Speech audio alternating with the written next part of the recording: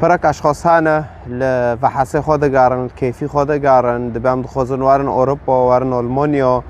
واکن زانن پرک هاتن بلکی تیاک جوانای و این در کاتن هاتن گشتن ترکیه جویم به بالا می در کاتن گشتن یونانه پرک هنه به کیف و شاهی گشتن یونانه گوریکو ما پر خوش بی بوی بالا می پرک هبیم سفینه به باخیره هر هنگ بتشتکی در کاتن پرک جهانه در کاتن للأسف هاوجي يعني وانجي دخواست وارن بيونان جنن و بفداره جنن معناه هنا كيف كان ليفر شوانه كان وفداره پرخوش ورنده فهاوجي دهاتن گشتن اورتا بحره عاصفه در چه دبی موجد بحر را دبی باران لیده کردار وانو کی یوجی عسکر دهاتن ترسین خداوه ورده کرن و گشتک جی پردفعت سین فوانجي يعني بون خدای دکر داغه دگیشتن داخل هرتق پر تانک يعني که هرتق بمرن وی شوفره که بالا می سفینه که چیه که بقول بینجبو وارن وان خلاص کن لما پر جاره مدبیس بالا مدقل باندن و نه کسی نداد گندی خلاص ندکر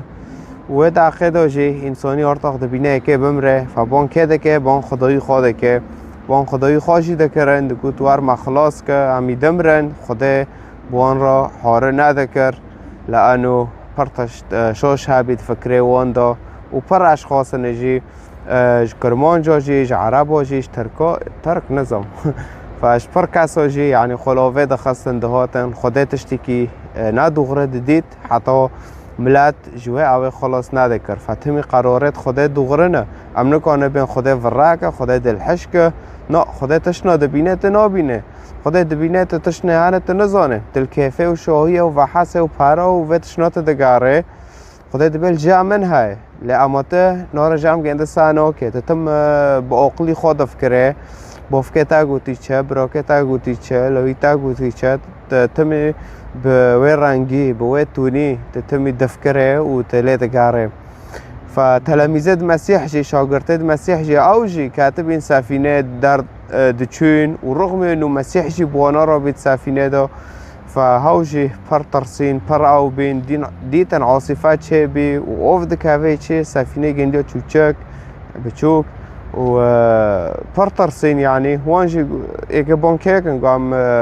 معلمي خوش خوراكن اوكي قام ما مستاش خوراكن